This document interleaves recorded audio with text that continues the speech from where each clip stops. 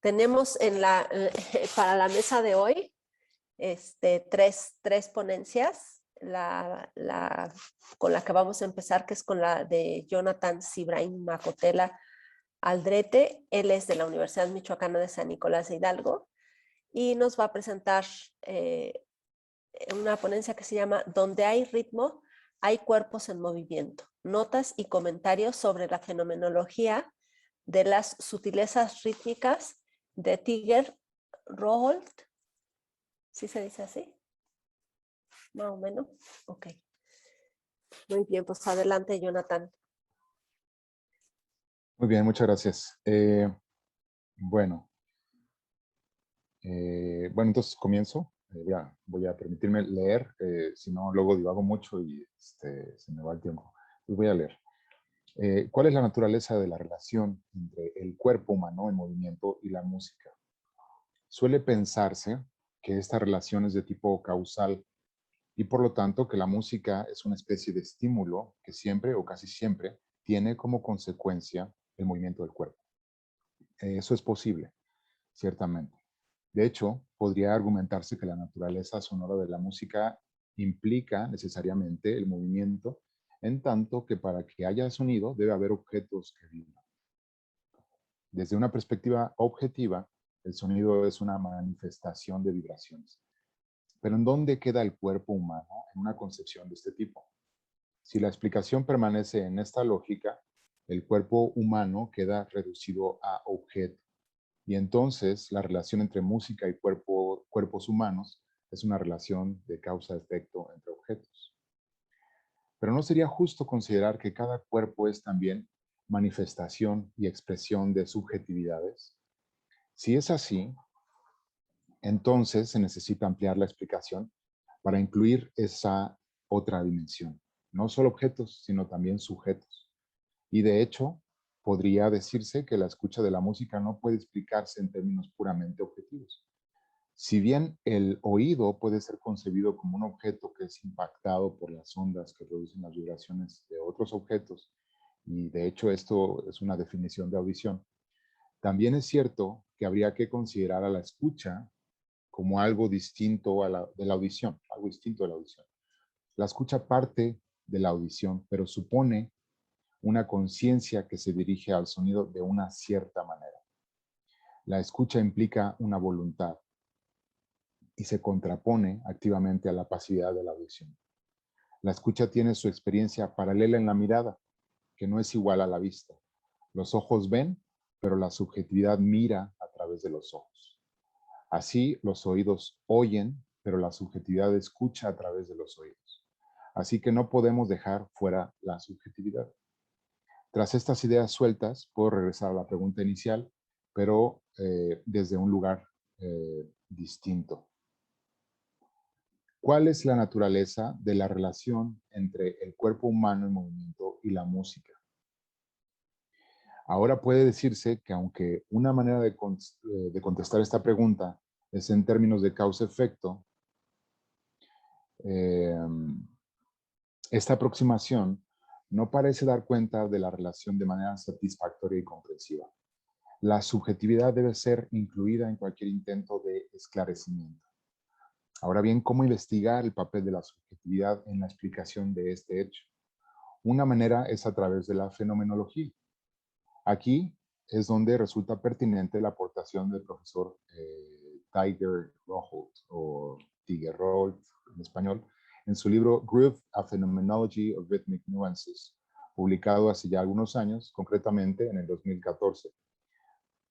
Roholt, en ese libro, nos propone tomar en cuenta el polo subjetivo para explicar esta relación entre cuerpos que se mueven y la música. Y bueno, aquí se vuelve necesario un paréntesis. El groove o groove es un término que concentra una serie de experiencias relacionadas, particularmente con los factores rítmicos de la música. En el argot de cierto tipo de músicos, por ejemplo, los jazzistas, se puede decir que un ensamble musical tiene groove cuando logra despertar un cierto entusiasmo en la audiencia. Un entusiasmo que se encuentra conectado de manera misteriosa con la interpretación que dicho ensamble tiene del ritmo. Se dice también que una pieza suena groovera o que está groovy cuando nos hace mover la cabeza o el pie o cuando definitivamente nos induce a bailar. Así pues, el groove resulta un tema absolutamente pertinente en una indagación sobre la relación entre el cuerpo en movimiento y la música. Esta palabra tiene un sentido muy claro en el contexto de la música popular contemporánea estadounidense, pero es evidente que este mismo fenómeno al que hace referencia puede ser identificado en músicas pertenecientes a distintas tradiciones y de diversas partes del mundo. En cualquier caso, por cuestiones prácticas, en esta comunicación evitaré estar complicándome con traducir el término. Voy a decir groove siempre, ¿ok? Al proponerse analizar el groove, Rouhault opta por un camino metodológico que toma en cuenta el papel de la subjetividad. Este camino, ya lo he dicho antes, es el de la fenomenología y concretamente el de la fenomenología de inspiración o de corte merleau-pontiana, de Maurice Merleau-Ponty. En los minutos que siguen, me propongo lo siguiente: citar las 4 intuiciones preteoréticas que animan la investigación de Rouhault. 2, exponer de manera sucinta las aportaciones que me parecen más interesantes derivadas de sendas intuiciones. Y 3, comentar algunos caminos de investigación que se abren a partir de la propuesta de Rouhault. Bueno, primero vamos a comenzar con estas 4 intuiciones que animan la investigación de Rouhault. Se abren comillas. En sentido laxo, un groove es la sensación o feel de un ritmo, dice Rouhault. Se cierran comillas. Esta afirmación puede parecer una perogrullada, pero contiene varios elementos que ayudan a esclarecer la relación entre los cuerpos humanos y la música. Esta afirmación va de la mano con 4 intuiciones que, como dice Rouhault, son preteoréticas en tanto que pertenecen al ámbito de la experiencia práctica antes que al de la reflexión abstracta. Son 4 intuiciones con las que los músicos familiarizados con la idea de groove suelen estar de acuerdo.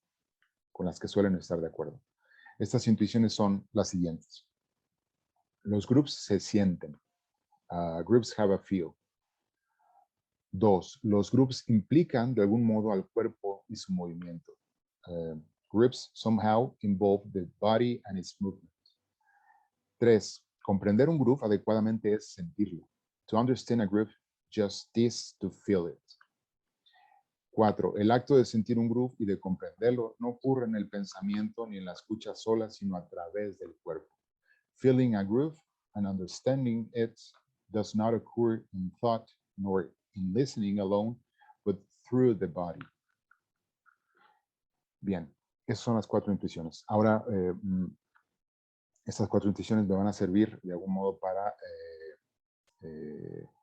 avanzar en la parte ya no preteorética, sino más bien teórica de la exposición de Rouhault. Voy a tratar de hacer esto de manera pues rápida, ¿no? Con el tiempo que tenemos. Ok. ¿En qué consiste esta fenomenología del groove? Bueno, un poco en estos aspectos que están un poco sueltos, que por ahora tienen que ser así expuestos. Y bueno, Rouhault parte de la afirmación de que hay 2 aspectos del groove. Por un lado, la música y por otro lado, los sentidos, que él llama the felt dimension. El primer aspecto, la música, es algo en el ámbito objetivo que suena y hacia lo cual los sujetos, con sus oídos y el resto de su cuerpo, se dirigen. Aunque Rouhault evita la complicación con tecnicismos, esto es lo que correspondería a lo que en fenomenología más tradicional, fenomenología husserliana, se llama el polo noemático. El segundo aspecto, lo que es sentido, lo que en inglés se llama el feel, se refiere a la sensación que el groove ocasiona de que algo en la música que estamos escuchando está siendo empujado o jaloneado. Esto correspondería a lo que en fenomenología husserliana es llamado el polo noético. Rouhault sostiene que de estos 2, el aspecto más importante en un groove es el de los sentidos. De estos 2, música y sentido, lo más importante es los sentidos, el feel, o como dice él, el ámbito precisamente del feel. La explicación para esto es que si quien escucha la música no siente el groove, entonces esa persona no lo puede escuchar, ni captar, ni comprender. Y por otra parte, si un músico no logra sentir el groove que busca en lo que está tocando o interpretando, Entonces, ese músico muy probablemente cambiará de estrategia interpretativa hasta lograr sentirlo. Si no se siente, no se escucha el grupo. Si no se siente, no se capta ni se comprende. Rojo sostiene que relativo al primer aspecto, el de la música, el grupo se manifiesta a través de matices musicales. En general, puede decirse que hay matices que tienen que ver con el timbre y matices que tienen que ver con el tiempo. El grupo se relaciona con los segundos, son matices de tiempo. Ahora bien, estos matices musicales pueden percibirse a su vez de dos maneras, analíticamente o comprometidamente. Engaged, dice Rojo. Cuando los matices se perciben analíticamente, la percepción es, por decirlo de alguna manera, artificial, en tanto que percibir analíticamente es dislocar las partes de un fenómeno para analizarlas por separado. Cuando se escucha la música analíticamente, el grupo desaparece. Se abren comillas. Percibir algo analíticamente significa, a grosso modo, examinar un elemento de la percepción de modo que se le separa de su contexto. Si la música es abordada analíticamente, entonces el segundo aspecto del grupo, lo sentido, permanece fuera de alcance. Se cierran comillas. Cuando los matices se perciben comprometidamente, el grupo permanece, por decirlo de alguna manera, vivo, permanece vivo. Mientras que la percepción analítica necesita apagar el grupo para meterlo a un laboratorio de análisis, la percepción comprometida puede apreciarlo en su plena vitalidad. Para Rojo, entonces, esta segunda manera será la adecuada de percibir el grupo. Pero, ¿qué significa percibir comprometidamente? Se abren comillas. Aclarar lo que quiero decir por percibir comprometidamente requiere hacer visible un complejo de capacidades corporales, activas, perceptuales, así como habilidades que están implicadas en la experiencia del grupo. Un conjunto de cosas a las que llamo propensión, y en inglés él usa la palabra facility, para el grupo. Entender esta propensión requiere considerar la indeterminación perceptiva y también la consideración del papel del cuerpo. Se cierran comillas. La clave para entender la relación del cuerpo con el grupo se encuentra precisamente en este segundo tipo de percepción musical, la percepción comprometida. Entonces, el aspecto principal del grupo no es, voy a ser reiterativo con esto, no es cómo suena, sino cómo se siente. El groove emerge cuando lo que escucho comienza a hacer sentido por mi cuerpo. Eso implica, dice Rojolt, no centrar la percepción sobre los eventos musicales concretos que parecen ser la causa del grupo, es decir, sobre los matices musicales de tiempo. La atención debe estar en el efecto de los matices y no en los matices mismos. Resulta fascinante que lo que se nos propone aquí es relegar a un plano secundario la audición y la escucha, para privilegiar un sentir que no es propiamente auditivo, sino corporal en un sentido muy específico. Esta atención descentrada supone una aceptación de los matices musicales de tiempo como cosas indeterminadas o ambiguas, no relevantes en términos analíticos. En este sentido, los matices musicales pasan a ser concebidos como partes de una estructura perceptiva de dos especies de planos o niveles. ¿Cuáles son estos planos de la percepción? La figura y el fondo. En la que los matices musicales son el fondo sobre el cual se erige lo sentido, es decir, el feel, como la figura o el centro de la atención. Esto lleva a Rojo a afirmar que el groove es una gestalt, es decir, una totalidad que no es igual a la suma de sus partes. La percepción comprometida de la música es una percepción activa, no solo en tanto que supone relegar activamente a un segundo plano los matices, sino especialmente porque requiere del cuerpo en un ejercicio de voluntad. A lo largo de su libro, Rojo le insiste en la primacía del sentir, del feel, del groove, pero bueno, ¿qué es este sentir? ¿De dónde surge este sentir? ¿Cómo definir este sentir? Bien, esto solo puede ser explicado incluyendo finalmente de una buena vez por todas al cuerpo dentro del análisis. Rojo distingue tres tipos de movimiento del cuerpo en relación con la música. Uno, movimientos del cuerpo del músico respecto de su instrumento.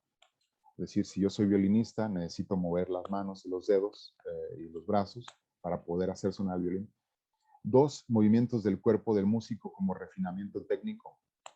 Para hacer, si yo soy violinista y muevo los brazos, las manos y los dedos, para hacer sonar el violín. También puede ser que además de todo eso, yo levante el brazo de cierto modo o lo baje de cierto modo para acentuar cierto matiz de expresión de acuerdo con una técnica que yo deseo practicar, ejecutar, digamos, en el instrumento, etc. Un tercer movimiento sería el de los músicos, pero aquí está interesante el asunto, pero también de la audiencia o público respecto del pulso.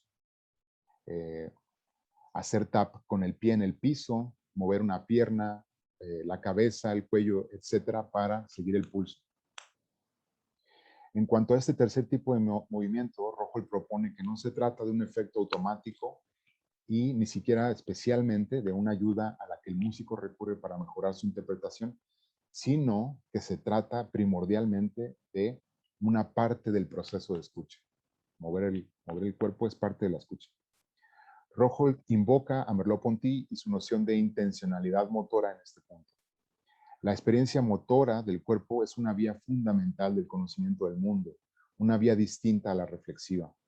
La intencionalidad motora es esa capacidad que tiene el cuerpo de dirigirse a objetos sin mediación de la representación. En este sentido, para Merleau-Ponty, la motricidad nos revela a la conciencia como un puedo antes que como un pienso. El saber corporal que viene dado por la intencionalidad motora es el que existe, por ejemplo, en tareas cotidianas como girar la perilla de una puerta, tomar una taza de café, escribir en un teclado. No necesitamos preguntarnos qué hacer con una perilla para abrir la puerta. No necesitamos observar todos los lados de una taza para saber por dónde tomarla. No necesitamos recordar cada vez la ubicación de las letras en el teclado para poder escribir, sino que solo lo hacemos. El cuerpo lo sabe hacer. En la intencionalidad motora es el cuerpo y no el pensamiento el que se dirige a las cosas. Del mismo modo, el movimiento del pie, la cabeza, el cuello, cuando se escucha un groove, pone en acto la intencionalidad motora en un ejercicio exploratorio que busca captar algo. Pero, ¿qué es lo que capta cuando se capta el groove? ¿Qué es lo que se capta cuando se capta el groove? Vamos para allá. En términos de situación perceptiva o tareas perceptivas, experimentamos sentimientos de corrección, rightness, dice Rojolt, y de equivocación, wrongness, como dice, bueno, como dice Merleau-Ponty, se abren comillas, la distancia entre yo y los objetos no es un tamaño que crece o disminuye, sino una tensión que oscila alrededor de una norma, se cierran comillas. Esa norma consiste en la consecución de una plenitud de la intencionalidad, es decir, de ese dirigirse del cuerpo al objeto. Esto es lo que se llama la dimensión afectiva de la intencionalidad motora. No necesito sostener mi mirada sobre una taza de café para agarrarla. Puedo tantearla con la mano y sentir la tensión entre mi mano y la taza, en tanto que mi objetivo es levantarla sin que se caiga. Si la taza se cae, aún después de haber ajustado mi mano respecto de ella gracias a la tensión sentida, entonces experimentaré un sentimiento de fallo, de incompletud de la intencionalidad motora de mi mano. Por otra parte, si logro tomarla sin que se caiga, experimentaré un sentimiento de equilibrio entre las dos partes de esta intencionalidad motora. Vuelvo a la pregunta anterior. ¿Qué es lo que se capta cuando se capta el groove? Lo que se capta es precisamente la dimensión afectiva de la intencionalidad motora. En las actividades cotidianas, la dimensión afectiva, es decir, la sensación de logro o fallo, es una parte intermedia en la consecución de objetivos como abrir la puerta, tomar la taza, escribir una palabra en el teclado, etc. Sin embargo, como dice Rojolt, cuando hablo de comprender un groove, entonces la dimensión afectiva de la intencionalidad motora queda colocada en un pedestal. No es ella un medio para un fin, sino un fin en sí mismo. Es en este sentido que Rojolt también va a afirmar que la experiencia de un groove es una experiencia estética. Captar y comprender un groove es persistir en la dimensión afectiva de la intencionalidad motora posible a través del cuerpo. Es sentir el juego de tensiones y equilibrios que se suscitan en la música al moverse con ella y sumergirse en ese juego. Así pues, entender el groove es sentirlo. Se abren comillas. El entendimiento corporal y el sentir se encuentran imbricados a tal punto en la intencionalidad motora que la dimensión afectiva de entender un groove a través del movimiento es justamente el sentimiento del groove. Se cierran comillas. Así, en la experiencia del grupo, entendimiento y sentimiento se emparejan. Una vez recorrido algunas de las ideas de Rockhold, puedo regresar a la pregunta inicial. ¿Cuál es la naturaleza de la relación entre el cuerpo humano, el movimiento y la música? Una respuesta preliminar sería que movernos ante la música permite acceder a una de las dimensiones de su sentido como objeto estético. El cuerpo en movimiento ante la música hace posible la experiencia estética. Y esa experiencia estética podría entenderse como manifestación de sentido, es decir, como una especie de experiencia de plenitud. Y también podría describirse como descubrimiento o revelación del mundo, ¿no? Bien. Y bueno, estos son algunos esbozos de la fenomenología de Rockhold. Cierro rapidísimo con 3 caminos que pueden servirnos para recorrer tras, digamos, la lectura, tras conocer, entender las ideas que nos propone Rockhold. Y bueno, existen muchos caminos posibles para recorrer a partir de la investigación de Rockhold. Puedo avanzar hacia una profundización de los temas, puede avanzarse hacia una profundización de los temas ya expuestos, o puede también alejarse un poco hacia lugares completamente distintos, partiendo de Rockhold. Para cerrar esta comunicación, menciono 3 caminos posibles. 1, pedagogía musical. Es indudable el potencial que una comprensión del grupo en términos de Rockhold puede aportar a la educación musical. La inclusión y expansión de la fenomenología del grupo podría dar sustento teórico, por ejemplo, a las prácticas de la pedagogía de Dalcroze, que desde siempre ha favorecido el trabajo con el cuerpo para el aprendizaje musical. 2. Relación danza y música. Una investigación más detallada sobre el concepto de intencionalidad motora podría contribuir a comprender mejor las múltiples relaciones que se pueden suscitar entre música y danza, y en este sentido podrían servir para proporcionar marcos teóricos como pretextos o como pretexto para la experiencia creativa y la exploración corporal. Y 3, otro camino a recorrer podría ser el del esclarecimiento del papel de la escucha en la modificación cualitativa de la dimensión afectiva dada por la intencionalidad motora. En este sentido, valdría la pena preguntarse si en la música hay una experiencia estética sonora ocurriendo paralelamente a una experiencia estética propia de la dimensión afectiva de la motricidad, y cómo estas se relacionan o sintetizan. Y bueno, eso sería. Gracias por su atención. Muchas gracias, Jonathan. Vamos a tener ahora la presentación de Emanuel. Al final vamos a hacer ronda de preguntas y comentarios, ¿sí? Entonces, tenemos aquí con nosotros a nuestro segundo ponente de esta mesa, que es Emanuel Díaz Hernández, también de la Universidad Michoacana de San Nicolás de Hidalgo, de México. Y él nos va a presentar una ponencia que se titula La cámara danzante, el cuerpo frente a la cámara. Quería, antes de darte la palabra, Emanuel, confirmar si tenemos a Yadira por acá en la reunión. No, ¿verdad? No. Bueno, esperamos a ver si entra en lo que tú presentas. Sí. Si no, después abrimos la mesa de diálogo. Adelante, tienes 20 minutos para tu presentación. Y igual se puede aquí compartir, ¿no? Para una presentación. Al parecer sí. Pícale a compartir. Voy. Y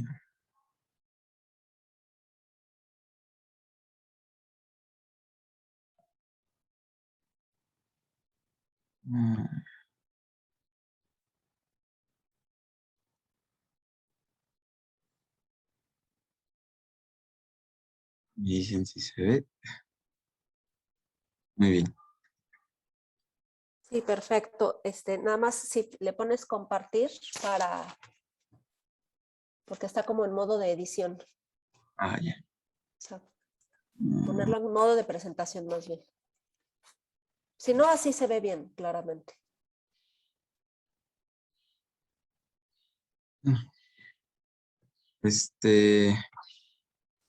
Bueno, lo primero que quisiera introducir es una pequeña síntesis de ciertos aspectos que se van a ver aquí en la consideración, obviamente desde clave de Lesiana, ¿no?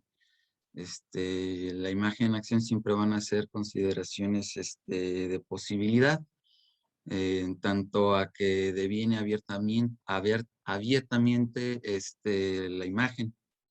Es decir, no se considera como una determinación cerrada ontológica toda esta consideración de movimiento. La imagen percepción van a ser los planos subjetivos y objetivos desde los cuales uno puede hablar sobre lo que ve. En este caso se va a relacionar mucho por la consideración de la conciencia o la realidad espiritual, como lo llamaría también Deleuze, acerca de la propia cámara, ¿no? Y la imagen afección, que es la consideración de en especial se va a ver desde los rostros, ¿no? Desde, digamos, yo diría ahí una consideración ya de un cuerpo más concreto en la composición de la imagen movimiento. Muy bien, y los cortes móviles en este caso serían las expresiones que el propio Deleuze usa para considerar esa esencia del movimiento que se encuentra en la cámara, ¿no? O en la consideración cinematográfica. Y el plano va a ser la composición de esta esencia del movimiento, ¿no? Que se va a dar con una composición del propio tiempo y también va a ser la composición de objetos compuestos dentro de este plano. Y la duración es, digamos, es todo abierto y es esta relación, es lo que ya había mencionado, ¿no? La relación donde se dice que el espíritu siempre está ahí viendo la relación que tiene todo eso, es un cambio cualitativo, donde uno se da cuenta de repente de cómo se está estructurando esta relación abierta siempre con el todo. Digamos que ahí Deleuze construye la parte de devenir, ¿no? Entonces, soy un poco más específico de aquí, vemos que lo principal que viene desde los principios de la filosofía es la constitución de un movimiento, es decir, el cómo es que se origina o se determina las consideraciones de lo cual es tanto en lo físico como en lo ideal se considera que existe el movimiento. Hay una determinación del movimiento siempre desde el principio, como lo viene manejando Deleuze, como lo viene manejando Deleuze, sobre cómo es que la reconstrucción de ese todo habla sobre las consideraciones de un movimiento siempre real frente a una duración concreta, ¿no? Y en cambio, se tiene para esa reconstrucción cortes inmóviles más un tiempo abstracto. Es decir, como vemos aquí en la imagen, donde tenemos el ejemplo de la paradoja de Zenón, tenemos que ya hay un tiempo determinado, un tiempo ya dado y que se hace hasta infinito. Y en esta consideración, lo que viene siendo Deleuze es que nosotros tenemos este tiempo abstracto construido sobre ciertos cortes inmóviles. Y este es el principio del error de cómo nosotros manejamos, inclusive aquí lo viene concluyendo desde la posición bergsoniana, venimos manejando mal el concepto de imagen del movimiento, del propio movimiento, porque en esta reconstrucción del movimiento lo que tenemos por error es tanto la consideración de cómo se maneja la percepción del propio movimiento, así como la reconstrucción de que hay de esta consideración del tiempo como algo más abstracto, es decir, hay una consideración de un tiempo mecánico y una consideración homogénea del espacio, ¿no? Es decir, ahí hay una representación ya dada, ya determinada, que de la manera más deleuziana se diría que es la calca del propio espacio, ¿no? Y sucedido a esto, lo que Deleuze maneja, una de las, de los momentos, o de las hipótesis o de las tesis, como viene ahí, bersonianas, es más bien la consideración de un corte móvil, la imagen media, inmediata, que se dice que también va con los planos temporales, ¿no? Esta es la otra consideración. ¿Qué quiere decir eso? Que es una composición, ya sería un poco aquí más directa de la cámara sobre cómo nosotros esencializamos ese movimiento en la imagen, es decir, es esa consideración directa que hay sobre la imagen y el movimiento. Si nosotros vemos esta consideración de cualquier objeto con nuestra idea de imagen, es esta consideración la misma que tendremos que tener con el movimiento. ¿Por qué? Porque hay una forma muy bonita que la dice ahí Deleuze. Nosotros vemos el corte móvil también con lo que se graba dentro de la cámara con esto que es ese movimiento, ¿no? Las locomotoras, las bicicletas, los vehículos, las carrozas, todo esto son consideraciones de objetos que están siempre en movimiento, ¿no? Y es cuando todo esto se va relacionando por cómo es que se construye esta imagen en movimiento. Es decir, aquí vemos que la esencia que en especial se tiene del movimiento es también el propio movimiento, digamos ya de una manera más pura, ¿no? Se extrae esa esencia del movimiento por el propio movimiento que tiene este corte móvil, ¿no? Que en este caso se va a considerar en la cámara. La cámara va a tener esta movilidad también de captar ciertas cosas, de hacer esta duración, esta totalidad también abierta, ¿no? Para esto Deleuze lo maneja más en una consideración y un poco más específica, que digamos aquí discute también las consideraciones de estos propios cortes con poses para hacer una diferencia entre las transiciones de la trascendentalidad que nosotros consideramos en este tiempo ya dado como determinado, es decir, imaginemos que a si vamos a seguir para la propia paradoja de Zenón, este tiempo es un tiempo privilegiado sobre los cuales solo hay un movimiento determinado. En este caso son los constantes avances que el propio Aquiles y la tortuga se van haciendo, ¿no? Que en este tránsito que se ve como infinito siempre va a haber esta distancia continua, ¿no? Pero lo que dice Deleuze es que en estas consideraciones de poses o de instantes privilegiados dentro de la trascendentalidad, se pierde esta concreción de lo que es realmente el movimiento, y que inclusive en matemáticas hay los límites, los cálculos de límites, que sí también lo aplica aquí Deleuze en esta consideración un poco ya más filosófica, que son estos instantes cualesquiera. Si tenemos una sucesión infinita, podemos tomar instantes cualesquiera nosotros y marcar también un límite dentro de esta consideración finita de cierto tiempo y así hacer ese momento donde sí pasa que Aquiles tome la tortuga, ¿no? O en este caso, sí podemos tener también dentro de la manera más inmanente, dentro de estos cortes cualesquiera, estas construcciones de una reproducción de un movimiento, una función de un movimiento cualquiera, ¿no? Y así es como tenemos esa sensación de continuidad, ¿no? Ahora, esto lo que son los planos, el plano de la cámara, ¿no? Aquí tenemos dos imágenes, por ejemplo, tomé una del propio Mercy Cunningham en una danza, y tengo también esta imagen muy famosa del Resplandor, cuando el niño va dando todo un recorrido sobre el propio hotel donde van haciendo.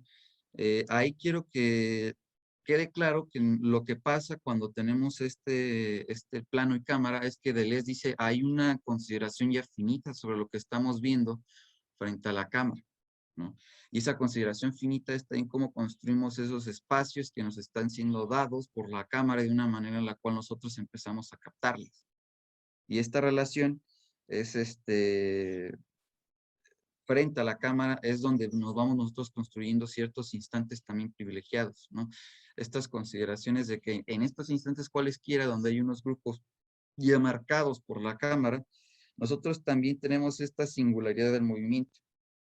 En el ejemplo más deleuziano, como mencionaría, lo patético, citando también Deleuze a Eisenstein, es una forma de composición de los movimientos del cúmulo o de los cúmulos de instantes cualesquiera o simples, y de esta relación vendrían a ser simples no ordinarios, es decir, se pone la consideración de una traslación.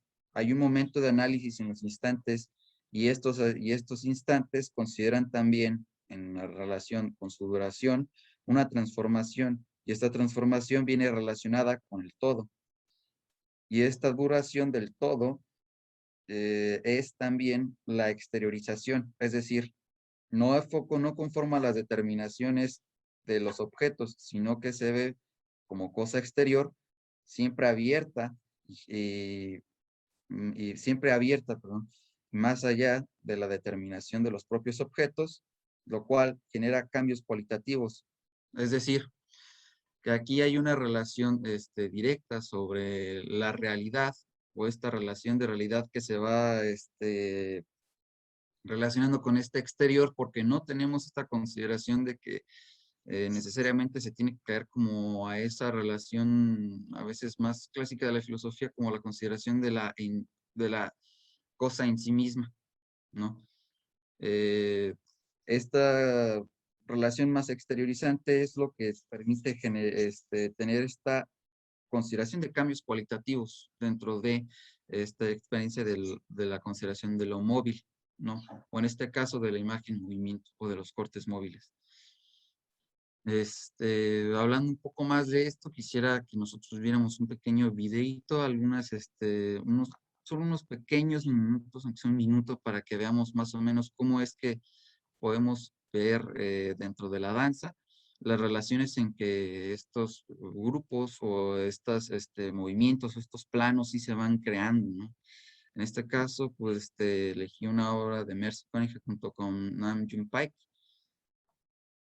Vamos a verla.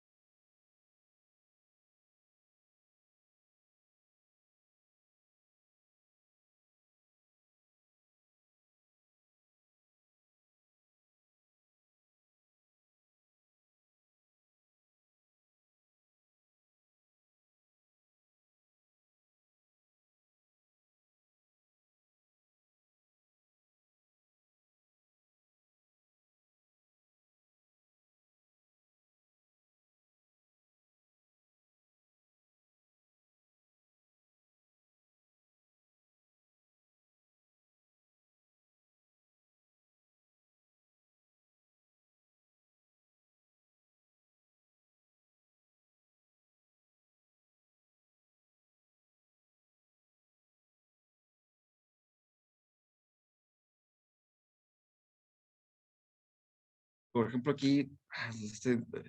aquí el cuadro cumple una función muy específica si lo vamos viendo desde porque aquí es cuando tenemos una relación de análisis de la propia imagen, lo que es una concepción, siguiendo la propia consideración de Lesiana, una concepción del cuadro como matemática o como física.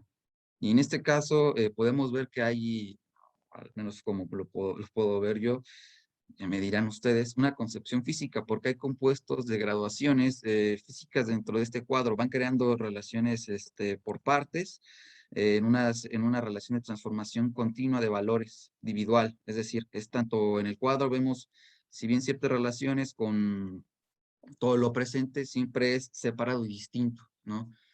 El trabajo que nos está mostrando aquí, por ejemplo, Mercy Cunningham, es que de repente este separado y distinto crean ciertas graduaciones de movimientos. Hay una composición de movimientos dentro del propio cuadro, los cuales nosotros vamos teniendo, ¿no?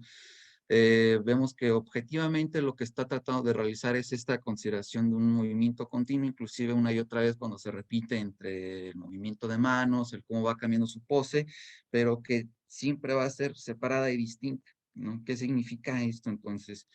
Que hay la división material y que esta división material sería la construcción de conjuntos variados y subdivididos.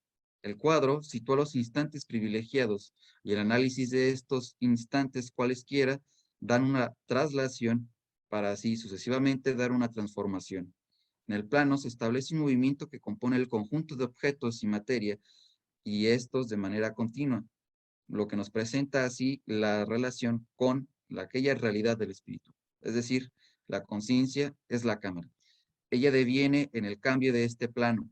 Este mismo es la imagen movimiento que compone y descompone en la composición de un movimiento del movimiento. La cámara reclama incluso su movimiento, busca los cambios y caracterizaciones, ¿no? Que seguido de una consideración pasa más allá de una percepción natural, es decir, de aquella existencia que nos evocaría la conciencia de que es conciencia de ese algo. En este caso, se crea una percepción consciente producida por medio de la cámara.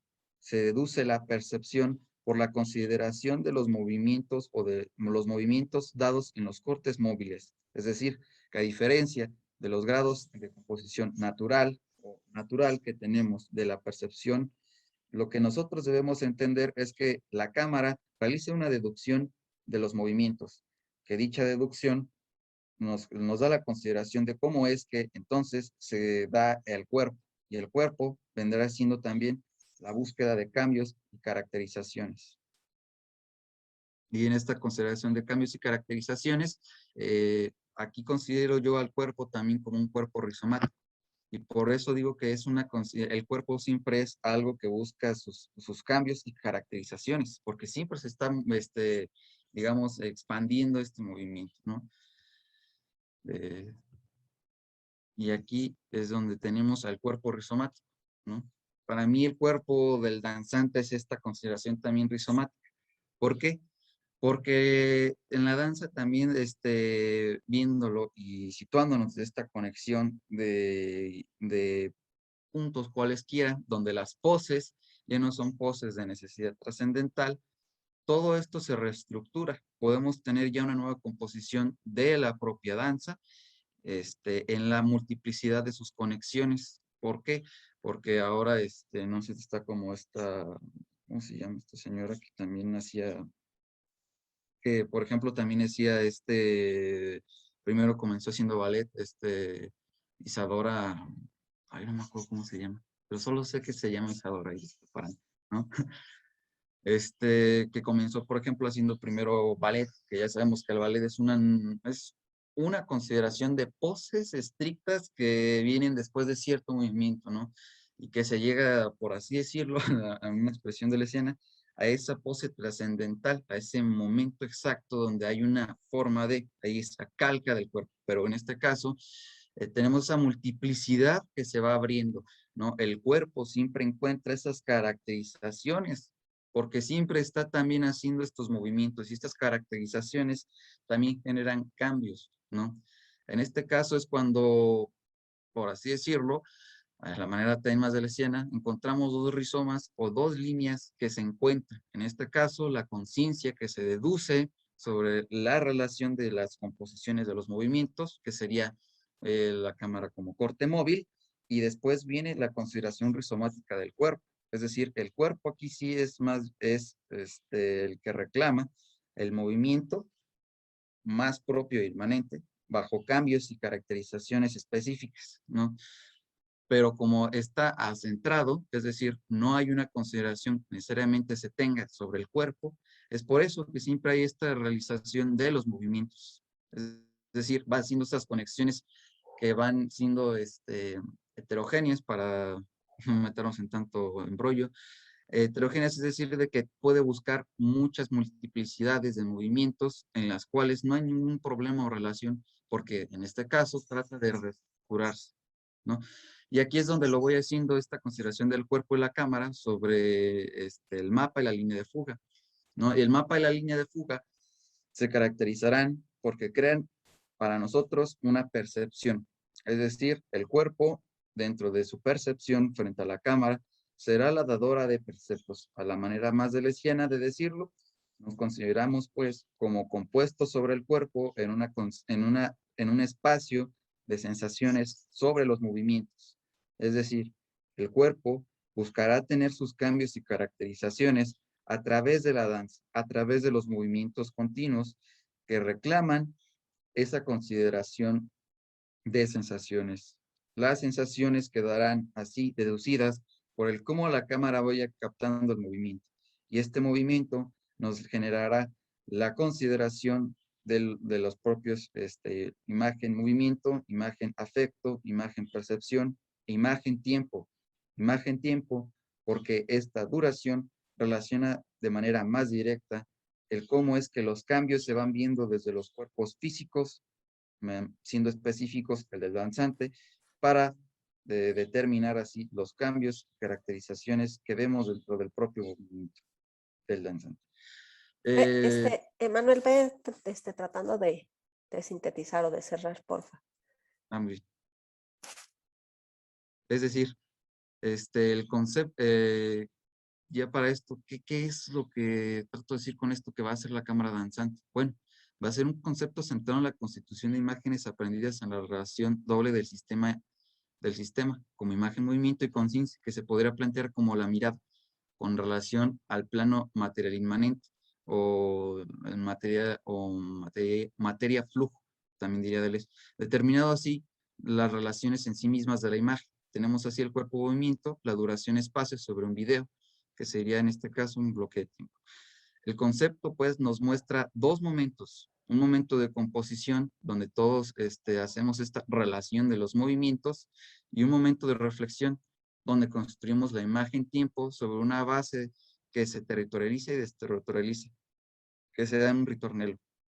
Es decir, busca siempre esta composición que se va a deducir dentro de todos los conjuntos que tienen sobre sí mismo otra vez, ¿no? Y por eso es que podemos decir que también esa percepción es deducible, ¿no? Y frente a esto, lo que tenemos también es la problemática de la cosificación que se tendría de esto, porque también hay los peligros de la calca, ¿no? Para ello, conjunté también la relación entre la territorialización y desterritorialización, con lo que vendría siendo una muestra de lo que es la Escuela de Frankfurt. Lo puse aquí en dos momentos muy determinados, que por ejemplo en la obra de Adorno sería una emancipación del sujeto en relación con el arte, y el derecho a ser filmado desde Benjamin, ¿no? Que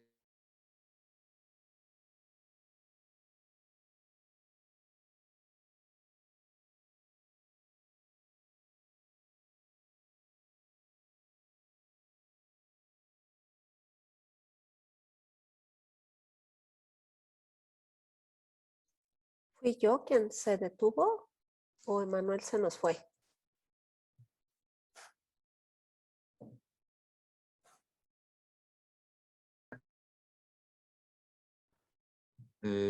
sí, me escuchan, que creo que se me fue. Sí, sí te escuchamos ya. Perdón, volviendo a esto, esta consideración va muy bien porque Benjamin nos da cierto arte ya concreto, determinado. En cambio, Adorno es esta reestructuración de la propia experiencia artística, ¿no? El sujeto siempre va a estar recomponiéndose en esa consideración más tradicional y más romántica sobre este finito infinito en la cual se reestructuran nuestras sensaciones y percepciones, a las cuales sí podemos también considerar dentro de este movimiento del deleuziano.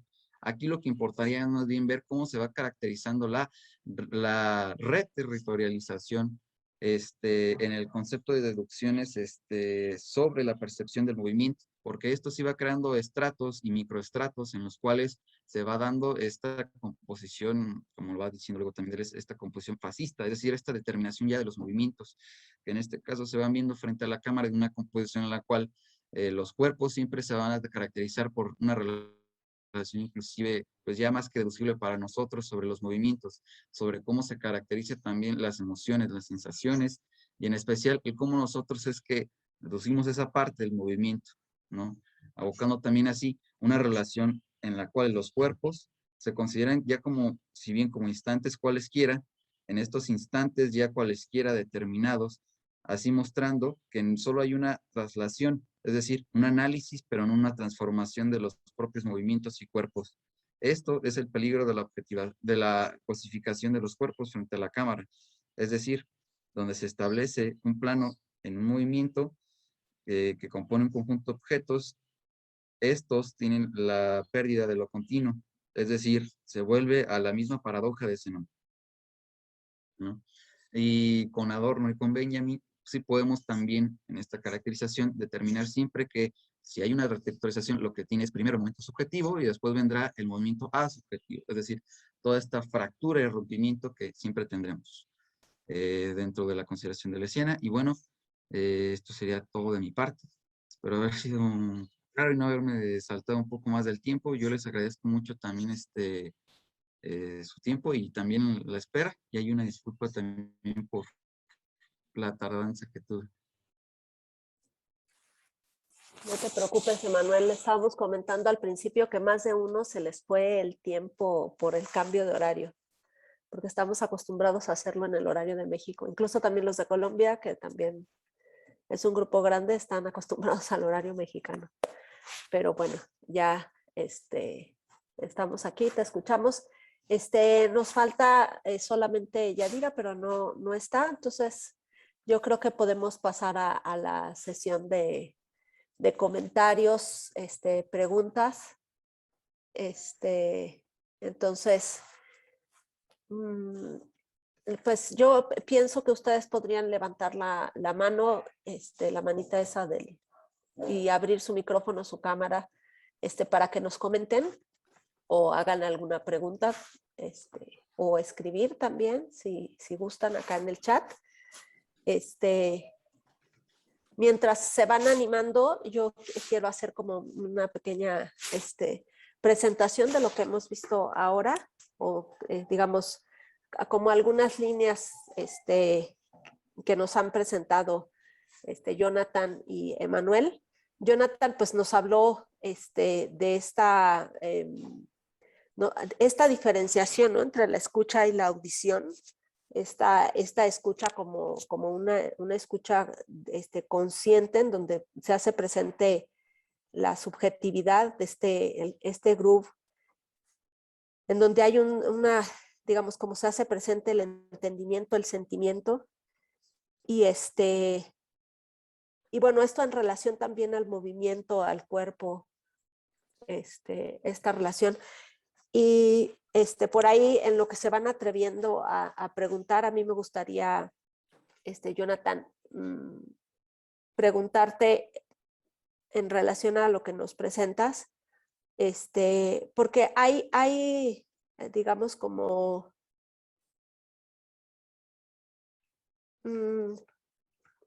una relación entre digamos,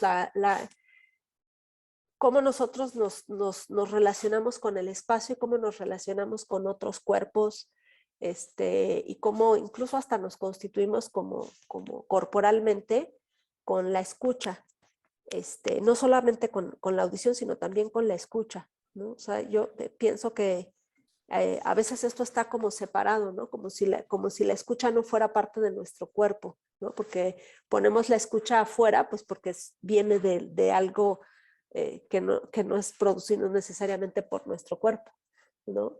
Y lo pienso en cómo nos impacta como esta relación con, con nosotros, ¿no? Y bueno, si quieres contestar, y ahorita también le planteamos a Emanuel, y también si alguien quiere decir yo, y leemos acá las preguntas. Sí, bueno, sí, creo que es importante considerar que audición y escuchas son cosas diferentes, como muy estrechamente vinculadas, ¿no? La audición es un término que en sentido como analítico, en sentido general, puede referir digamos, al puro acto, al puro evento, mejor, al puro evento biológico de la audición. Es decir, hay un organismo ahí sin conciencia que recibe estímulos, y esos estímulos son sonidos, ¿no? Esa es la audición. Pero cuando hablamos de escucha, estamos pensando que ese organismo además forma parte de una cosa más compleja que es un cuerpo humano con conciencia, que además no solamente escucha inevitablemente, a menos que tenga algún tipo de afectación particular, escucha inevitablemente, no se puede cerrar, no se pueden cerrar los oídos completamente, siempre estamos escuchando. Pero además, más bien, no podemos evitar oír, y lo que sucede es que ya nuestra conciencia dirige su atención sobre alguna parte de ese campo de lo sonoro, y entonces tenemos la escucha. La escucha es cuando la conciencia de algún modo enfoca algún punto en ese campo indeterminado de estímulos. La escucha, para citar a otro autor, dice Roland Barthes, la escucha tiene que ver con el objeto, ¿no? Con el que, hacia donde dirijo mi atención. Sí, son diferentes. La escucha, por eso, subraya el hecho de la subjetividad, y la audición podría, en todo caso, ni siquiera considerar la audición. La audición es un tema de los doctores, ¿no? Un tema de los que estudian acústica, pero la escucha es otro asunto. Sí, gracias, Jonathan. Sí, yo creo que eso hay como mucho para pensar en ese tema y para experimentar, ¿no? También desde la creación. Bueno, por acá te preguntan, en el chat voy a leer algunas cosas. Dice, el group es diferente a feeling. Yo creo que eso es para ti. Y esto nos lo pregunta Diana. Sí, bueno, está interesante la pregunta, porque lo que dice Tiger Rockhold, es que el groove tiene dos partes. Tiene una parte objetiva y una parte subjetiva. Y aquí, pues, súper fenomenólogo, ¿no? Tiene dos polos, el fenómeno tiene dos polos, la conciencia y el objeto al cual se remite la conciencia. Tiene dos partes, y la primera parte sería la música, más bien la parte objetiva sería la música, algo que está ahí sonando, que bueno, que necesita eventualmente unos oídos y un cuerpo para recibirlo. Y entonces tiene esa segunda parte, el cómo se siente.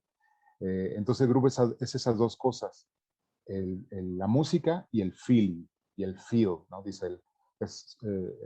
Y es ese conjunto de cosas, no es solo la música, justamente lo que Rockhold intenta como que entendamos en su exposición, lo que le preocupa a él que entendamos es que no podemos entender el grupo si pensamos que solo es música.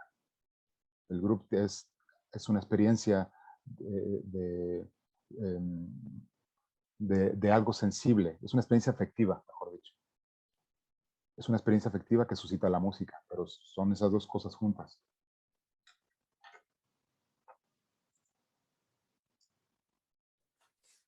Ok, muchas gracias, Jonathan. Por acá tenemos otra pregunta de Diana, que yo creo más bien es para ti, Emanuel, que nos dice, ¿el teatro danza es un gran ejemplo de los planos? Ya. Bueno, es que ahí yo diría que habría una diferencia entre el registro cinematográfico.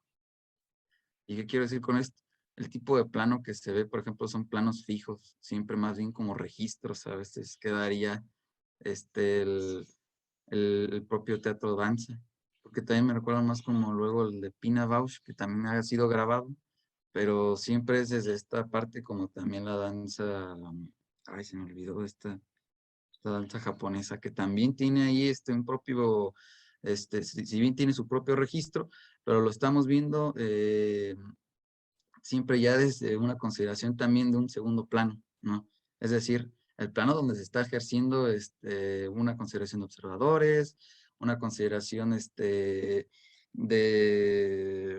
dónde está la significación, etcétera. Es decir, cambia ya mucho también esa relación de montaje que nos diría que existe en Deleuze, ¿no?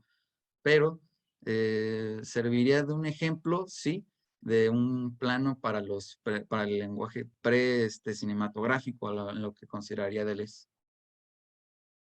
No sé si me explico igual, si fuera un poco ya más específico también me dicen, ¿eh?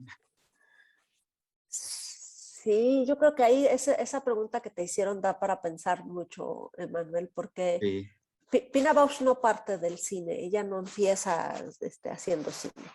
Después hace, ¿no? Lamento de la Emperatriz, ahí hay mucho que pensar.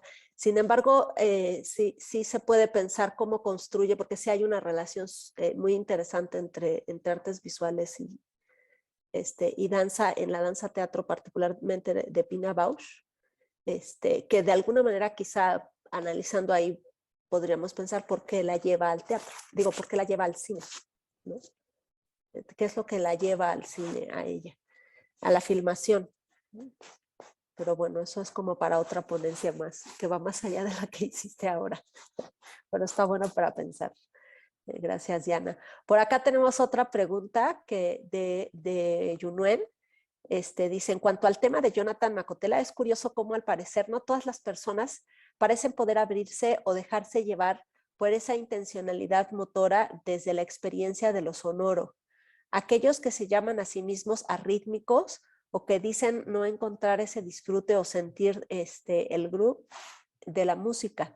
Me hace preguntarme si, al igual que para desarrollar determinadas habilidades, algunas personas tienen una cierta disposición innata, por decir así, para sentir o entender el groove y otras no.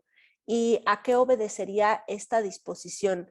Quizá esto entra en alguna de las posibles líneas de investigación y dice que estuvo súper interesante. Sí, bueno, muchísimas gracias. Sí, por supuesto, es un misterio, luego, especialmente para quienes son diletantes o músicos, como hay gente que no parece este, entrarle a la música, ¿no? Que hay gente, como hay gente que, digo, no está mal, pero es un misterio ¿por qué? Porque hay gente que no puede agarrar el ritmo, ¿no? ¿Qué sucede?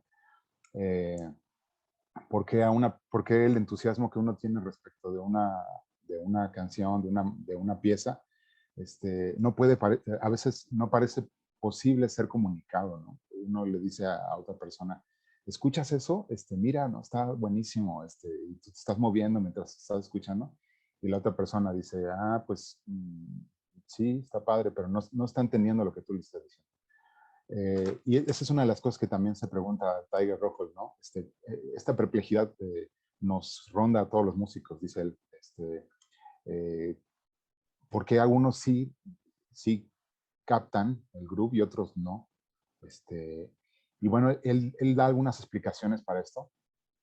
También como hipótesis, tampoco es que diga así es, ¿no? Son como hipótesis.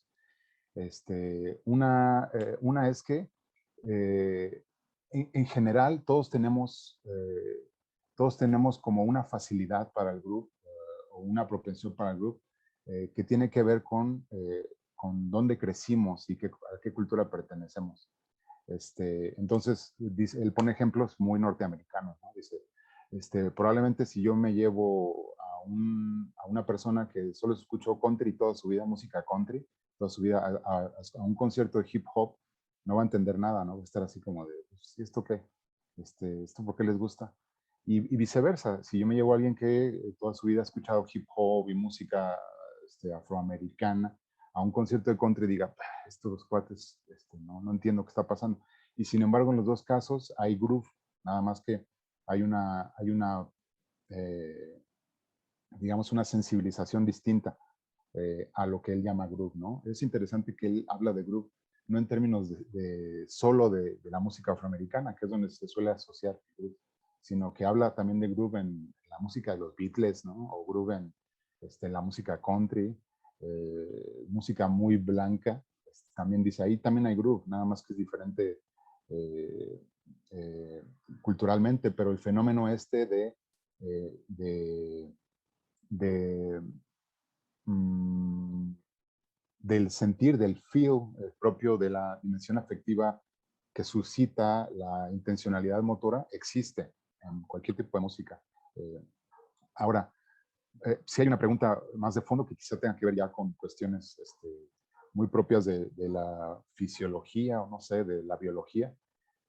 Quizá sí hay alguna parte del cuerpo que, que necesita ejercitarse, así en términos ya muy musculares o no sé, para facilitar, digamos, esa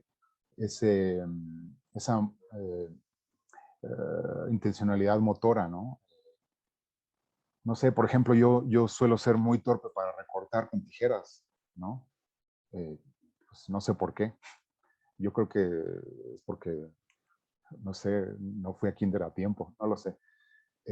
Quizá algo paralelo podría citarse en los casos de gente que tiene arritmia, no lo sé, algo en su desarrollo psicomotriz, ya no en términos más complejos,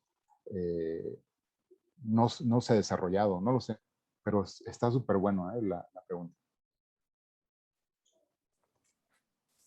Sí, por acá Cristina continúa un poquito y nos dice justo eso de no lograr el ritmo, lo he visto en clases de Dalcross con grupos de estudiantes mixtos entre estudiantes de danza y estudiantes de música.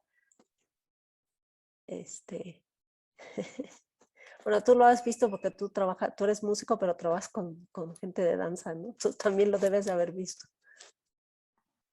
Sí, también me ha pasado. Yo creo que en el caso de la enseñanza de la música con el método Dalcross, luego uno, digo, yo no soy experto en Dalcross, pero conozco un poco la pedagogía. Creo que un error que uno puede cometer ahí es de repente olvidarse de que tiene que vivirse, olvidarse un poco de que lo primero es que tiene que vivirse corporalmente algo. Si estamos como muy apurados en que aprenda un concepto musical como la corchea, ¿no? Que entienda la corchea. Y se nos olvida que lo primero es sentirse cómoda o cómodo con el pulso, bueno, ¿a poco arrastras un pie siempre que caminas? No, bueno, pues eso es pulso, ¿no? Cuando caminas con cierta regularidad, eso es pulso.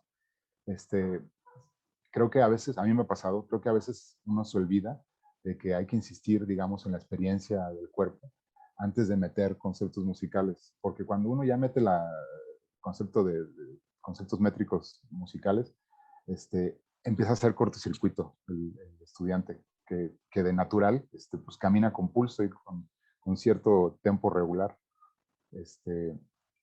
Sí, me ha pasado. Justamente creo que hay una línea de investigación, ¿no? ¿Cómo esto puede ayudar a la pedagogía? Luego, en relación a eso también, Jonathan, yo no sé, a mí me tocó ver cuando yo vivía en Cuba, cómo, bueno, pues veías a los niños chiquitos de 3 años tocar la clave y lo hacían sin problema, ¿no? No habían estudiado nunca música. Y luego vienen los extranjeros, incluso después de años de estar estudiando percusión, y que no suena igual, no hay modo. La cuestión cultural, pero también sería interesante, no sé, preguntarles o habría que preguntarle a los neurocientíficos qué tanto esto va, digamos, determinando también en la epigenética, si hay como un paso ahí, ¿no? Porque, por ejemplo, sí lo hay en el comportamiento y el cambio es de una generación a otra, ¿no? Como las experiencias, digamos, de cuidado que tenemos se pasan a la siguiente generación y abren como la posibilidad de repetir una conducta que ha sido vivida por la generación tuya, que no es necesariamente vivida por ti mismo, ¿no? Sino que repites. Eso habría que preguntar, es muy buena. Bueno, por ahí, Ana Cristina, vamos a preguntar. Por acá nos dice, ay, caray, se me movieron los chats, perdón. Alberto dice, estaba pensando desde mi experiencia como bailador de salsa, el ritmo también es un misterio, pone a prueba la idea de técnica. Bueno, los bailadores de salsa que no bailan en salón sino en la calle, yo creo que no piensan ni siquiera en que existe una técnica, solo bailan, ¿no? Sí. También por acá nos dicen, mi experiencia, conozco músicos que tocan maravilloso, pero al bailar no tienen ritmo. Y Rocío nos dice, ¿será que el arrítmico lo hace seguir el ritmo a su manera, en una manera poco convencional? Y continúa, pienso en condiciones como la dislexia, en las que el cerebro simplemente procesa de manera diferente lo visual. ¿Sucederá también con la música, con la percepción del pulso? Pues quizá. Yo creo que es una posible explicación, ¿no? Y una línea ahí de investigación. Sin embargo, también creo que mucha gente que es arrítmica suele ser muy intelectual, digamos, en su aproximación al groove, ¿no? Al ritmo, al efecto de la música en uno. Suele ser muy intelectual. Y creo que ese es el caso de los músicos que son buenísimos tocando y malísimos bailando. Ya está interiorizada, digamos, toda esa posibilidad de sutilezas rítmicas que producen que permiten un sentimiento, un feeling, cuando tocan música, pero no lo saben hacer, no saben relacionar su cuerpo, conectar su cuerpo con con esa misma sensación cuando se trata de no tocar, sino nada más de moverse, ¿no? Pero sí, me queda clarísimo. Mm, yo creo que tiene que ver con eso. Están, está como desarrollada su corporalidad en un ámbito y poco desarrollada en otro, aunque podrían, aunque no están tan distanciadas. Quizá creo que hay un puente o una barrera que tiene que ver con intelectualizar mucho el asunto, ¿no? Sí, es complejo, es interesante porque además quedan más preguntas que respuestas, ¿no? Al meternos en en este tema. Interesante. Bueno, yo quisiera entrar digamos, hacer un comentario o pregunta, Emanuel, a ver qué piensas sobre lo que nos presentaste. Porque nos presentaste esta idea del cuerpo cámara. Y luego nos pusiste como un ejemplo este trabajo de Nanjon Pike que hace con Merce Cunningham. Y ahí yo me quedé pensando, porque el cuerpo cámara, digamos, planteado originalmente, la idea esta del cuerpo cámara es una idea de Maya Deren, ¿no? Que tiene que ver, lo plantea en de estudios de Dance for Camera, que es en el que es como un PADD, ¿no? Lo nombra como PADD, en el cual hay este juego, ¿no? Que pues, es un término que viene del ballet. Entonces hay un juego entre la cámara que danza y hay un solo bailarín que es filmado, ¿no? Entonces si hay PDD, el PADD es entre el cuerpo de quien filma, que en este caso era Maya Deren, en esta obra. Pero más allá de esto, en la obra de Nanjon Pike hay otro elemento que a mí me parece muy interesante que tiene que ver con la edición. Y pensar cómo en la edición de esta obra, por ejemplo, traen a la película a alguien que ya estaba muerto cuando se filmó, que es no apareció en el fragmentito que tú nos presentaste, aparece en otro momento, que es Duchamp. Cuando se filmó esa obra, Marcel Duchamp ya estaba muerto y sin embargo aparece en la película. Entonces, esa posibilidad te la da la edición y la da, digamos, porque la edición se hace también desde la subjetividad, no es nada más filmar lo que está ahí, ¿no? Entonces, Nanjon Pike está asociando lo que está trabajando con Merce Cunningham con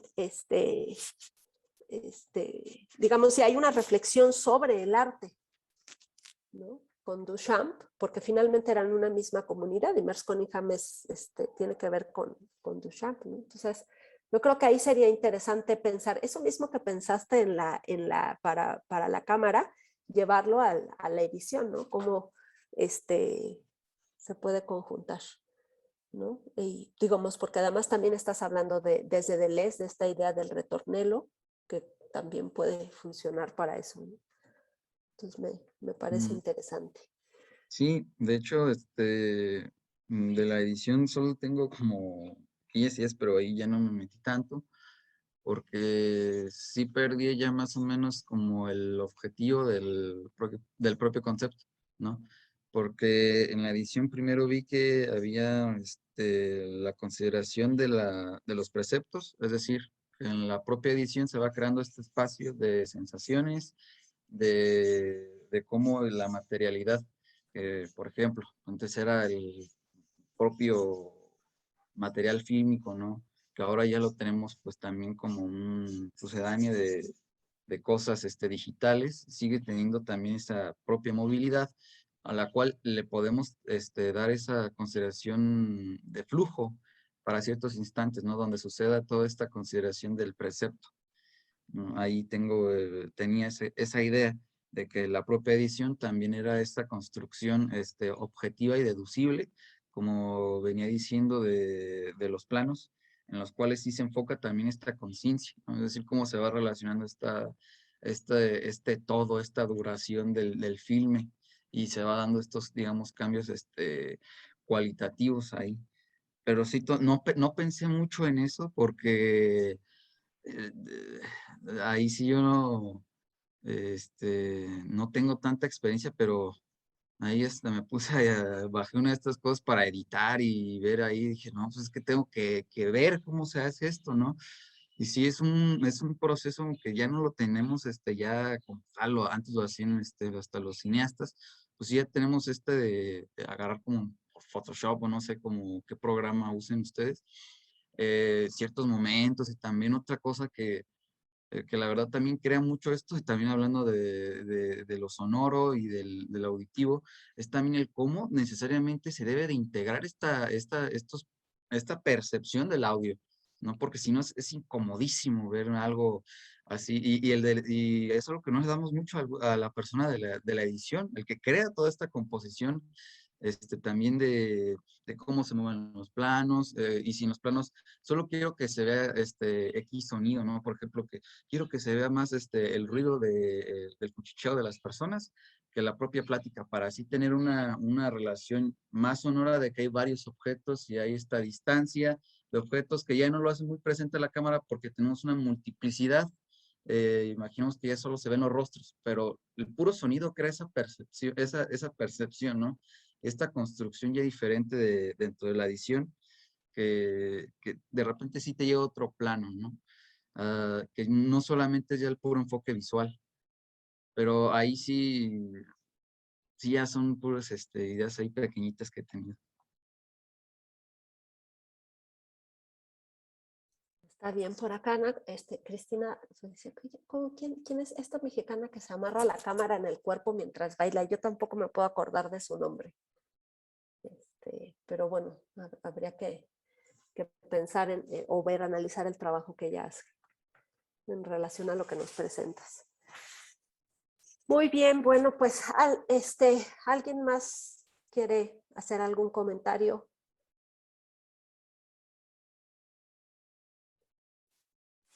Bueno, pues si no, pues entonces le agradecemos mucho a Jonathan y a Manuel por sus presentaciones, y a todas las personas que estuvieron acá por sus comentarios y su escucha.